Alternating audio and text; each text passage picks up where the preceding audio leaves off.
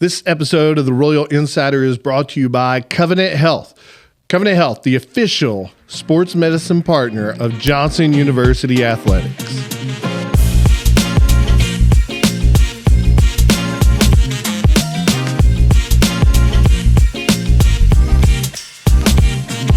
Well, hello and welcome to another edition of the Royal Insider. I am your host, Brandon Perry. I am the athletic director here at Johnson University, and we got a great show for you today.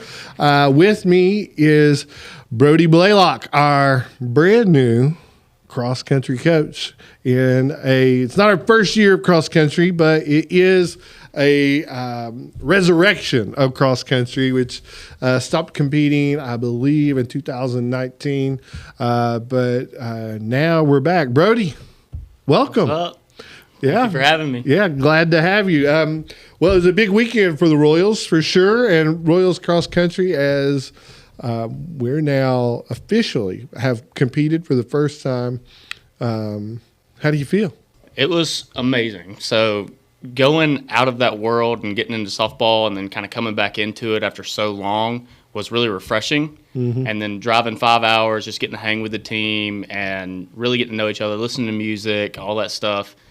Driving into a straight thunderstorm, that was pretty scary because it looked rough outside. But then just watching them compete and go at it with no complaints, anything like that, it was really nice. Yeah, well, and it has to be, obviously, this is a long time coming, both for you and for Johnson.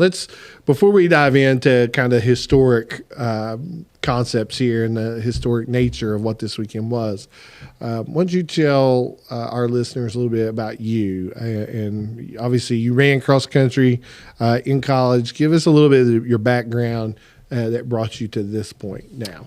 All right, so for that, kind of got to go all the way back to sixth grade.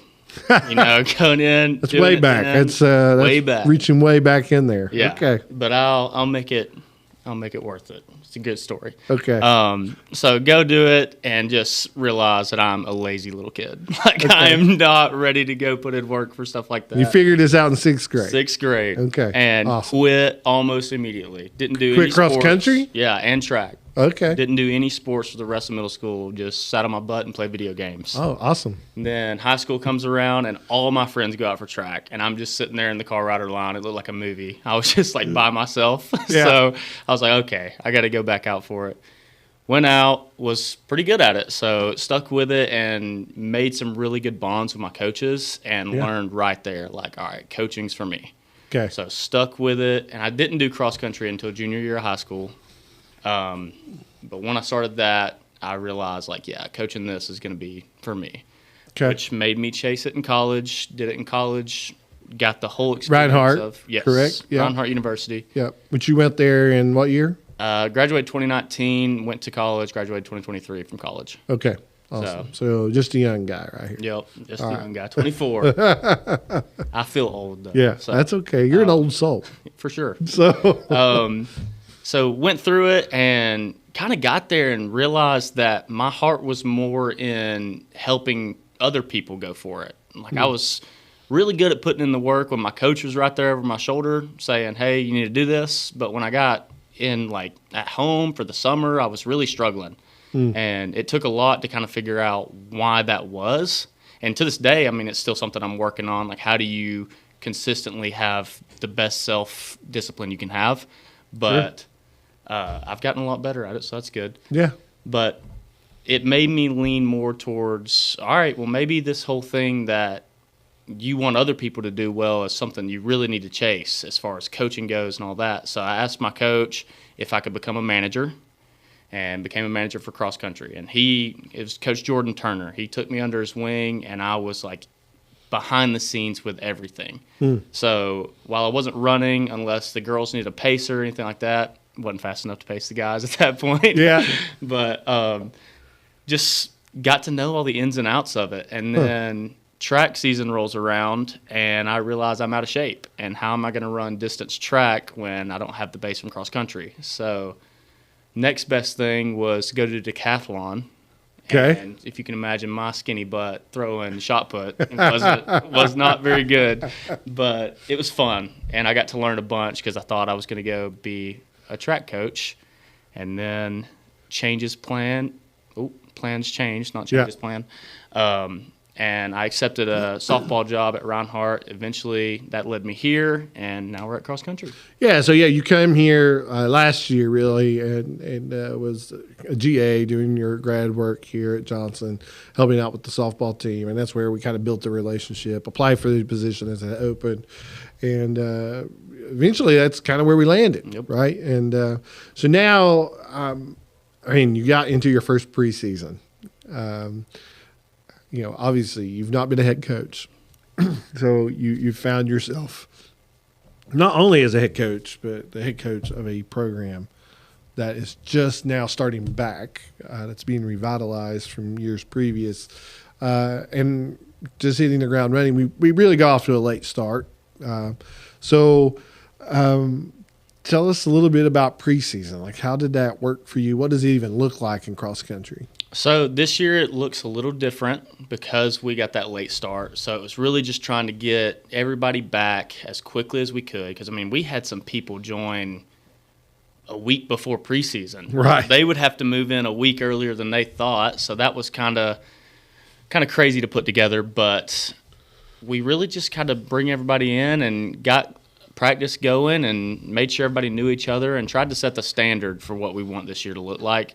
And that changes every day throughout the year as we go on. So it's not a finalized project yet, but we'll see. So what you're saying, though, is basically this is a product like, you're kind of learning as you go. Yeah. And the program's really learning as it goes as well. So I guess the standard, obviously you have a big standard. Yes, for sure. For sure. But who you all are day to day is kind of evolving. Absolutely.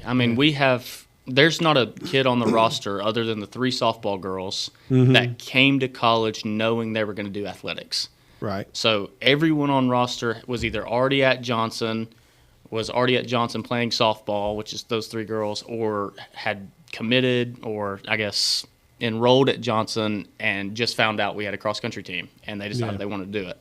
So the mentality really had to be switched over as to what it looks like to show up to practice early and do all the small things to keep our bodies in shape and stuff like that.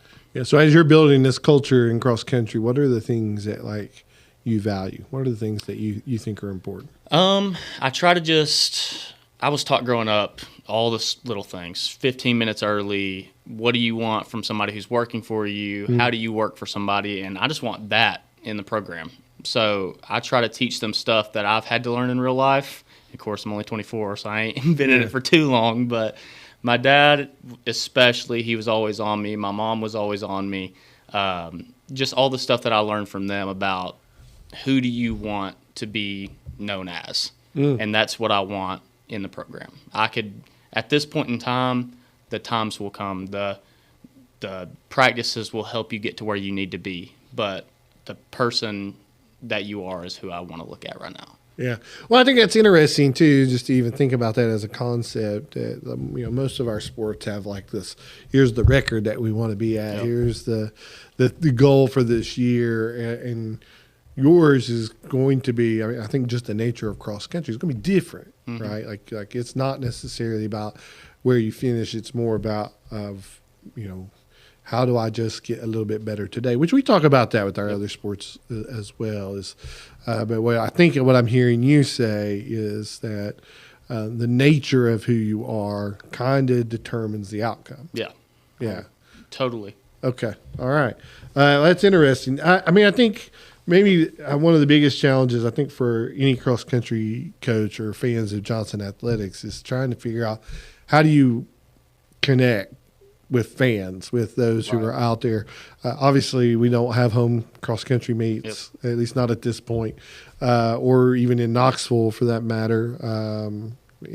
Everything's kind of on the road. It's not an event that most of our fans can just come and watch. Right. And also, the mentality of cross-country is a little bit different, right? Yep. So I'll be very frank. I hate running. Yeah, is that fair? Yeah, it's fair. I do. Sure. I hate running. I've always hated running. If you make me run, I'm not a fan of you. Yeah. So Yeah. I always felt like that is something to dodge, at least in my athletic career, was like, how do I keep from running today? Yeah. That was like my ultimate goal. Yep. But you're going into this thing looking to run. Yeah. Well, Every day. I think it's important to note that even the people who enjoy running hate running sometimes. Yeah. So I think it's just a matter of how much you hate it and how many times a week do you hate it. Yeah. But we always just try to combat that. Like, any run is a good run. Like, you can go out and feel terrible and hate that run, but it's a good run. You got better. Yeah. That day. So Yeah. No, that's good. That's good. Well, how do you see fans connecting with your program? So it is difficult because of how spread out even the event is. When Yeah. you show up to a cross-country race, expect to run if you want to actually see the race. Yeah. So I feel like I got more of a workout in than the racers did because I was trying to meet wherever they were. But honestly, if you're somebody that enjoys running, like, come run with us. Come hang out. Yeah. Come run, especially on our easy run days. I mean, we can't get too crazy on workout days and everything, so we got to time everything. But easy runs, just come hang out. We like to go run with the professors and all that stuff. So nice little 8 miles in. Come on. Yeah. And I had to tell you, my first cross country experience, I was a youth pastor, and you do the youth pastor thing. You go to everybody's events. Yep. That's part of it. I had a group of kids who were cross country runners that, it was a big deal for me to show up. And I show up in my first cross-country event, not knowing what this was like or Right. what to expect. And the mom of this boy grabs me by the hand, and she ran my hind end all over that Yep. course, which was on a hill. I mean, it was crazy. Like, and again, our viewers, you probably can tell this if you're watching this on the YouTube channel. You don't know this if you're listening on Spotify. I'm about 6'3", 250-ish. I've not changed much since that time. Maybe a few pounds, not many though, but a few pounds. I was exhausted. Like, Yep. I'm supposed to be watching an event, not in an event. I was just exhausted. It was crazy. I'm pouring sweat out there. It was terrible. Yeah. Just a terrible experience for me. But nobody warned me. I didn't know. So you've warned everybody Yeah, now. this If is you your come, if I show up, are you gonna take me by the hand and run me all over the I course? probably won't take you by the hand, Okay, but I'll be cool. like, let's go. Like, you can follow me. Well, I'm going to be walking, right. just That'll so work. you know. Well, tell us. Obviously, you got through preseason. We're here now. What does preseason look like for you guys, as far as like what does that kind of work entail? It's honestly, it's just a lot of time on feet. Yeah. I mean, that could be easy runs, or even our workouts are going to be longer duration wise. I like to do speed work, so your shorter workouts that's going to work like your muscles, get you faster, and the late part of the season. Sure. All the base building work is the rest of the year. Gotcha. So, I mean, we're still in base building phase, but preseason itself is really just team bonding. Team bonding, let's get better every day, and how do we make this what we want it to be as a year? Yeah. So. Yeah. Well, as we start to wrap up this segment, one thing I want to definitely touch on is when we did your interview in particular, I think the thing that stood out for me, and I know you probably don't even know this, but we send, before I hire someone, Dr. Overdorf sees all of their resume and all the stuff you submitted. They go to the president. It was the thing that stood out for him too, was this foundation that you're trying to build with sport and faith. Yes. And what that looks like. Can you take just a second, no pressure on you by any means, but explain to our viewers, our listeners, how you're kind of bringing those aspects together through cross country? So I think it's super, super important to touch on growth mindset with this. It's everything I live my life over. And faith is definitely one that I don't think you can ever grow enough in it. So Sure. I'm still young. I'm 24 years old. I mean, I have a ton to learn in my life. Sure. And I think I try to just have that mentality every day and teach that to my athletes and hope that they pick up on it. I think they pick up on it a little bit better than I do because they teach me a lot more than I would ever expect. But then you just have like the normal stuff that we do every day that you can't ever take for granted. Devotionals before races. Prayers in the circle right on the start line. Just the small stuff, figuring out if you have a bad day, I mean, what does the Bible say about it? How does this work? How can we tie it in every day? Because it helps. Yeah, absolutely. Well, and I see a lot of what like cross country is. Obviously, Scripture talks about running races and all that stuff in different places, but there is something about like, I don't know, running is suffering. I mean, I joke about hating running. I do, but I think there is something about this that it's hard, it's difficult, it hurts, and there is something in life that there is just a lot of hurt, like being able to work through pain and find some wholeness in community. Yep. It's probably a big deal. For sure. Yeah. So, well, as we kind of move into this last question, we touched on this a bit, but like, give us a little bit about like, how can those out there who are interested in Johnson Cross Country, how can they help support you? Well, I think it's just, of course, we don't need too much to be able to go be successful. You know, Right. We don't need all the crazy. We don't need a whole field or anything like that. Right. So Right. we just need to be able to go out there and get some shoes and run. But the biggest thing that helps us is just knowing that people care, knowing that we have some people out there that are rooting for us and everything like that. So I think y'all talked about the Royal Ally program. Yep. I mean, when I heard about that, I mean, it kind of just clicked. Yeah. So Absolutely. that would definitely help. Well, and that's one we're definitely looking for a cross country Royal Ally right now. For those who don't know, the Royal Ally program it's about a way to support our teams without giving money. There's no financial commitment to it whatsoever. It's write a note on occasion, maybe send a goodie basket of whatever. It's just ways of encouraging student athletes who go through a lot. To be frank, I mean, you came as you were a student athlete, so you understand that, right? Yep. It's difficult. The schedule's difficult, right? Yeah. And so it's a way to just lighten the load, or to encourage somebody as they struggle.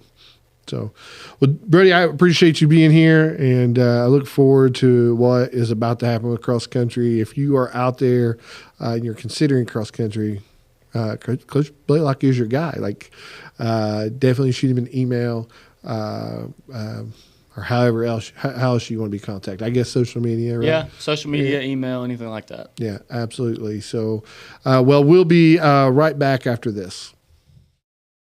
What does strength in numbers mean to you? At Covenant Health, it means we see nearly 2.2 million visits annually. It means our 13,000 dedicated experts are all working together for a common goal. With over 150 locations throughout East Tennessee, you'll always find an open door to care, because we are committed to being the first, best, and strongest choice for the one number who matters most. You. Covenant Health. Let our strength be yours. Well, welcome back, and we are in this segment. We like to recap what happened this past week with the Johnson Royals, and really, this has been a busy week. We had men's and women's soccer going on. I'll go ahead and tell you we're a little bit late getting this podcast out this week because of so much going on campus. So we're able to get in an extra game this week on our recap. So let's just go back through with the Royals this week.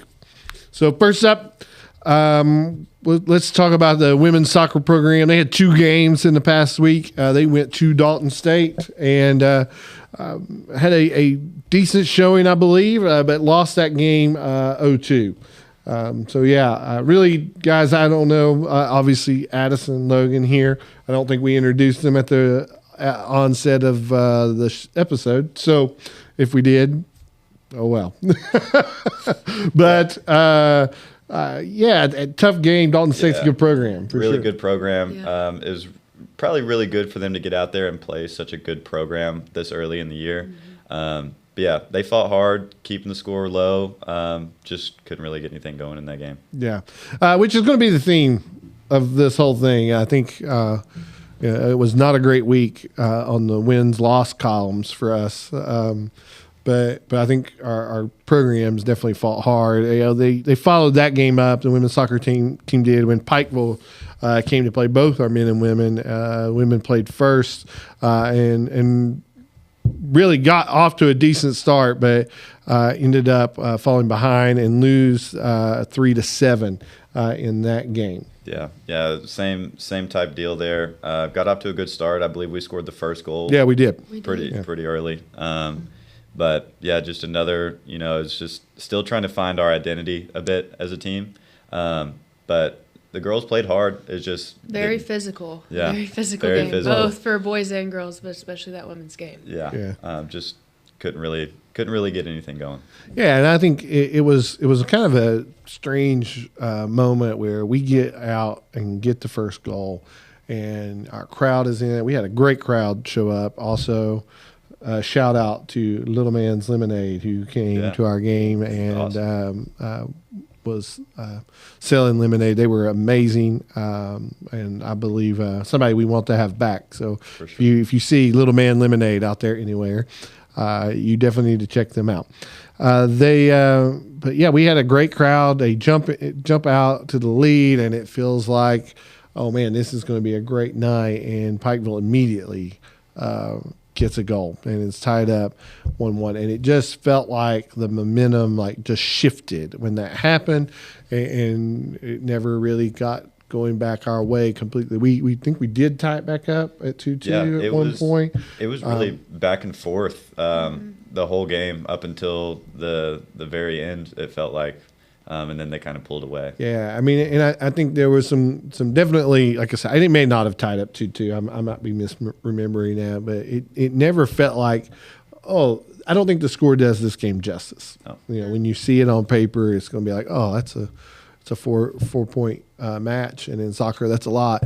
But it did feel like it was more back and forth, and we just were a little bit out of sync. Yeah, it felt like, like you said, we lost by 4, but it felt like up until the last minute of the match that we were still in it. It's just that's how the game fell, and it didn't fall our way, but they were fighting up until the end for sure. Yeah. Absolutely.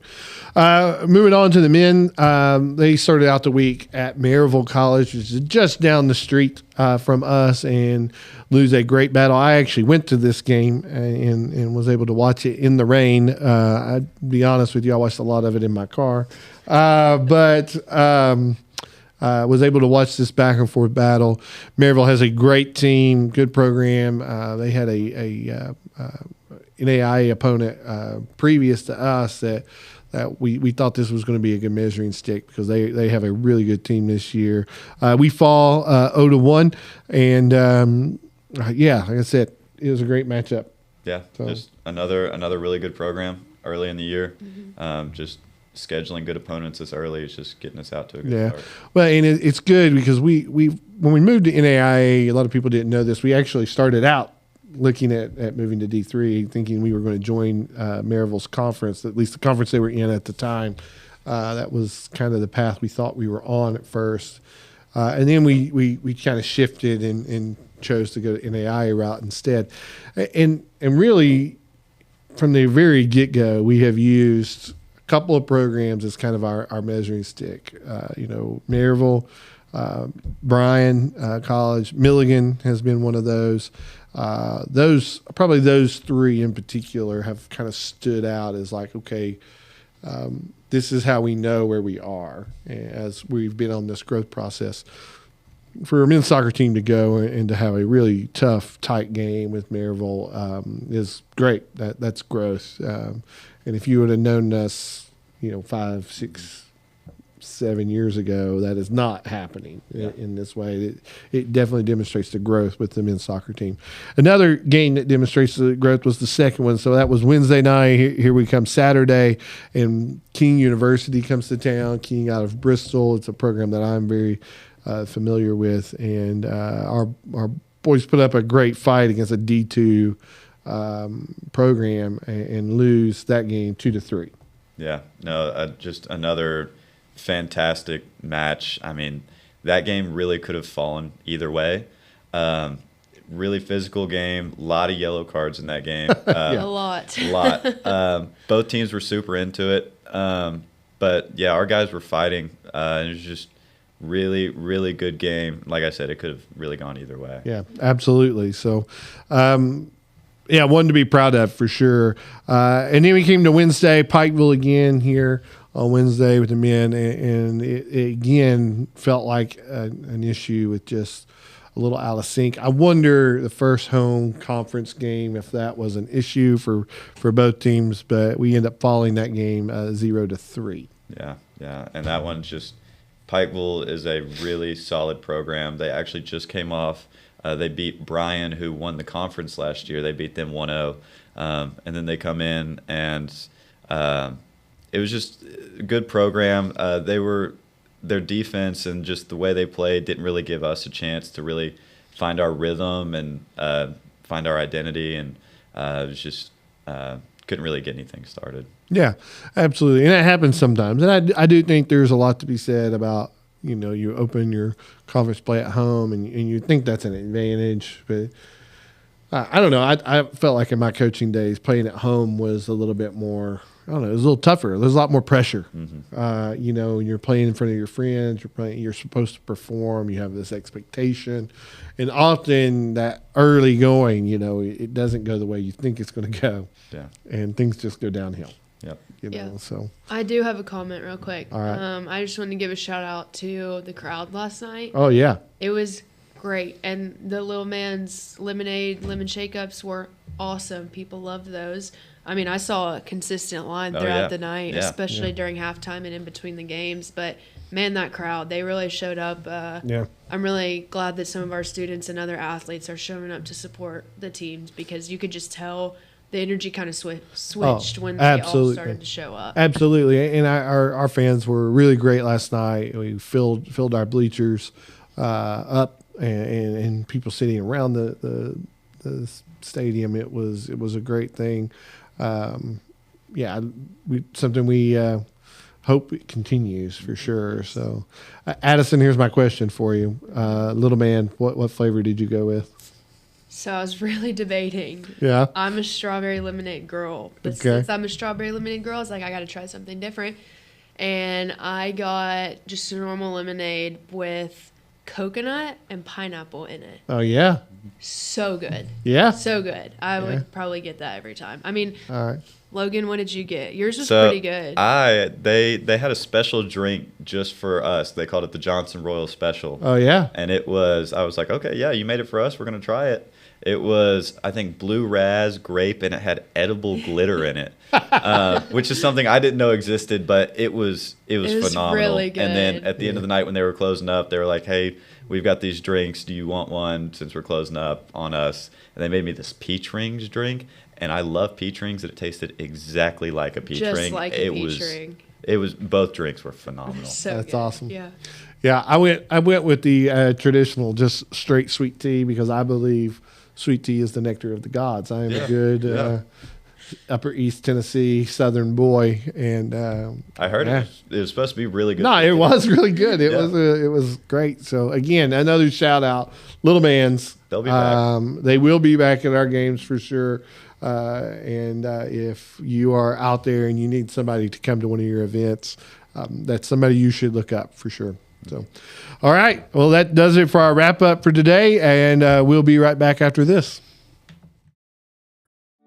Everywhere you look, you can find unexpected things that make you smile. Little reminders to care for your heart.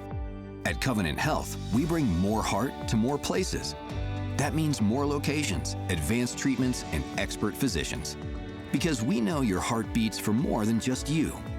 It beats for the people, moments, and dreams that matter most. More heart in more places for you. Covenant Health. Let our strength be yours. Well, we are back with the Royal Insider, and I am here with cross-country runner Caleb Holley. Caleb, welcome. Howdy.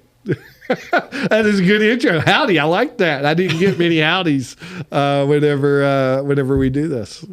So we're glad you're here. Yeah, thank you. Yeah, absolutely. So you've just ran your first race, but let's back up a little bit. Tell us a little bit about the preseason and how that has gone for you. Yeah, I actually was recovering from an injury this summer, so this preseason's looked a little differently. I would just say it's been trying to get back to a good enough shape to be able to actually compete. Yeah. But thankfully, coaches allowed me to take it slow and get back to where I need to be. Yeah, absolutely. So you came to Johnson. Give us a little bit of your background. Obviously, this is our first year with cross country. It was not a typical recruiting class in the way that most of our teams kind of function and operate. Tell us a little bit about your story, how you got here. Yeah, so I'm from Abingdon, Virginia. Okay. And that kind of is where the story starts. My sister came to Johnson, and I had no idea what Johnson was. But as I learned what Johnson was and as I got called to ministry, I just knew this was the place that I wanted to call home. Yeah. So I started off at Abingdon High School, but I transferred over to Patrick Henry in late spring. So you may not know this. I am from a little town just outside of Bristol, Tennessee. Bluff City, Tennessee is where I'm from. So just down the road, I spent some time in Abingdon. I love the Barter Theater. That's my plug for the Barter, if any of you are out there. And the Creeper Trail. I used to take youth group kids down the Creeper Trail a lot in Damascus and Abingdon, I guess. So there you go. We got a connection. Yeah, I mean, I actually did most of my running on the Creeper Trail this summer. Oh, really? So, yeah, I mean, it's like you said, you were from around the same area. Yeah. It's a pretty cool place. All right. So did you go towards Damascus or like which part of the trail were you doing? Because I have a crazy story where I lost a kid. This is really sad, on the Creeper Trail on a bike rental. And I learned that the ride from the top, which is, I think, White Pine, is that right? Yeah, so White Pine to Damascus, all downhill. But from Damascus to Abingdon, it's all uphill, and it was pretty terrible. So which part of this were you doing? No, I did right at the trailhead in Abingdon. Okay. So you're going downhill. When you come back, Yeah, obviously uphill. yeah. Pretty brutal little trail right there. I mean, I don't think it's that bad. I think it's pretty good. Well, maybe I was that out of shape. I don't really recall. I probably was.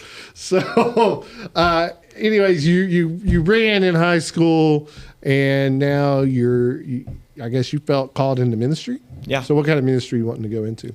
So actually, I got called to preaching and church leadership. Okay. I didn't know really where that lined up with, but last summer I kind of had a come to Jesus moment. Yeah. And I was like, God, what do you want me to do? Because I just don't feel like this is where I need to be. Yeah. And I just felt a big tug towards the military. So I'm going to be a chaplain in the military after I get my master's. Okay. In the Air Force. So, Okay. Yeah. All right. So, well, that's exciting. To be honest, I think you are. Obviously, I didn't know this going into this conversation. I think you're the first athlete that we've had who's chosen that path. Obviously, we've had plenty go into ministry, but I don't know of one that's come here and then gone on to military chaplaincy. So, congratulations, you're a first, at least in the 10 years that I've been here. So, so that's exciting. So, how do you see Johnson kind of preparing you for that? Well, definitely just getting me in the Word as much as possible. Mm-hmm. And I'm also doing some psychology classes because I'll be a chaplain. So it's a lot of like the spiritual and mental health of the people I'm going to be working with, and just the best professors here. Yeah. So yeah, I feel really prepared. That's awesome. Yeah. That's exciting. So let's get back, swing it back to cross country a little bit. You ran your first race as a collegiate athlete, which is probably not something you're expecting to do. What was this weekend like for you? Yeah, it was definitely surreal. Yeah. Obviously, I ran my first race. It wasn't how I planned it out to be, but just super grateful for the opportunity to get back and run and compete. But getting over the injury, I've not had a lot of time to really build that base back up. Sure. But yeah, and I got to lead Devos on the night before the race, which was just super cool. Yeah, that's awesome. So we didn't answer this before. Your injury, what was it, if you don't mind? I just had a hip injury. It was just overuse. Yeah, hips are not easy to get over. So yeah. Well, let me ask. What do you see as kind of like your goals and then maybe your team's goals for this season? Well, my overall goal obviously is to get better and to compete, but I just want to be a light to everybody else on the team. You could ask coach, but I get in there and I try to have a smile on my face every day, and I try to make sure that I say hello at least to everyone. Yeah. But yeah, I think that's my main goal. Obviously, the team's goal is to just get better. Yeah. We're in our first year here, and a lot of these people have already been at Johnson. Some have just came to Johnson. So we're just trying to build that base back up and get better. Yeah, absolutely. I really love that answer of like being a light and the way that you frame that. I was actually just teaching a class, sport management class that I teach here, and we were talking about values of teams. And one of my students had talked about joy as a value for this imaginary team. She's part of our class. You have a pretend team that you're managing. They're writing their mission, vision, and values, and joy was one of theirs, which was a value for my team when I was coaching. I don't know. I mean, you obviously have thought through that a little bit, just being a light to your team, smile on your face, keeping things light. How do you think that helps as a program? Well, I think just knowing you have somebody to talk to. Yeah. Obviously, a lot of the other athletes have come to me and just have talked to me. So just being a light and being able to be open for everybody to talk to with whatever they need. Yeah. Well, and too, joy is a big deal. I mean, you're already doing something that's kind of grueling, obviously, and being able to laugh through it, it's a pretty big deal, right? Yeah. So, well, let me ask you a handful of questions here that are kind of quick hitters, if that's all right. So, obviously now you've only got one meet behind you, so some of these are going to be just referring to this weekend. But what's your pregame go-to, or pre-run day go-to meal? What do you eat? Not much. Yeah. A bagel, if anything. Yeah, like the day of. Yeah. Like what about the night before? Okay, you the night carb before. and a load. Yeah, carb loading. Yeah. I'm a big chicken guy, so I eat a lot of chicken. There you go. There you go. Yeah. Me too. Obviously, I like a little protein in my diet.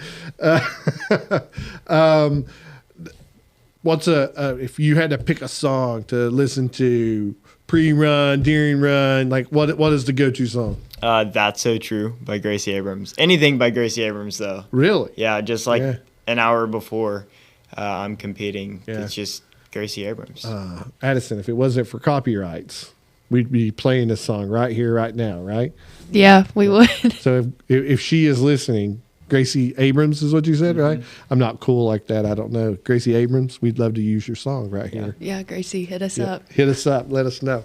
But I bet she doesn't. I bet she doesn't send us an email. What do you think? I'm not so sure. Yeah. Feels like she should be listening to the Royal Insider. Yeah, absolutely. Who knows? Last thing is, what's the one thing you're hoping to get? I mean, you're joining a team that is like fresh and new. Doesn't have history, at least not recent history, to kind of lean back on. What are you hoping to get out of Johnson Cross Country? Honestly, just being able to run again. But just relationships that I know I will carry on in the future. Also, I want to go into coaching after I retire from the Air Force. So obviously some different types of workouts and just learning more about what it takes to coach. Yeah. Well, that psychology foundation you're building up, I would tell lots of people this, that I think coaching is more psychology than it is anything else. Yeah. Is how do you learn to lead people, and sometimes people who don't want to be led, right? So you've got some good foundation there. Well, Caleb, thank you for being here with us. We appreciate you spending some time, and we're looking forward to Johnson Cross Country and what the year brings. Yeah, thank you for having me. Yeah, absolutely. We will be right back after this. Well, we're heading into the final segment, and really what we do during this time is trying to look ahead to see what's going on with the Royals this week. I am going to actually use the Johnson Royals app.